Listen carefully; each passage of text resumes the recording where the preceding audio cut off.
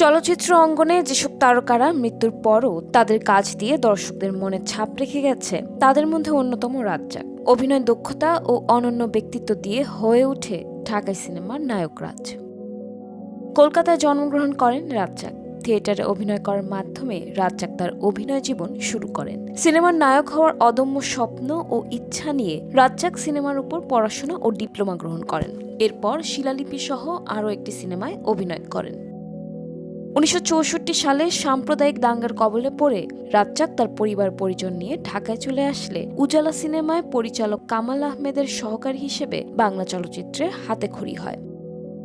60-এর দশকে 13 নম্বর ফেকু ওস্তাগার লেনে একটি পার্শ্ব চরিত্র অভিনয়ের মাধ্যমে রাজ্জাক ঢাকায় তার অভিনয় জীবনের সূচনা করেন। এরপর প্রধান নায়ক হিসেবে যাত্রা শুরু হয় জহির রায়হানের বেহুলা ছবির মাধ্যমে, যা রাজ্জাকের ক্যারিয়ারের মোড় ঘুরিয়ে দেয়। এরপর আর পেছনে তাকাতে হয়নি রাজ্জাককে।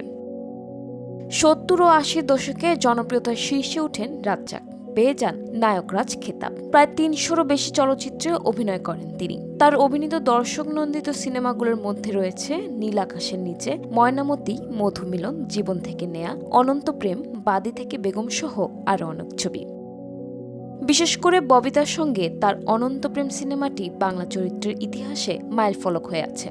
নায়ক হিসেবে এই অভিনেতার সর্বশেষ চলচ্চিত্র ছিল শফিকুর রহমান পরিচালিত মালামতি। এতে তার বিপরীতে ছিলেন নূতন।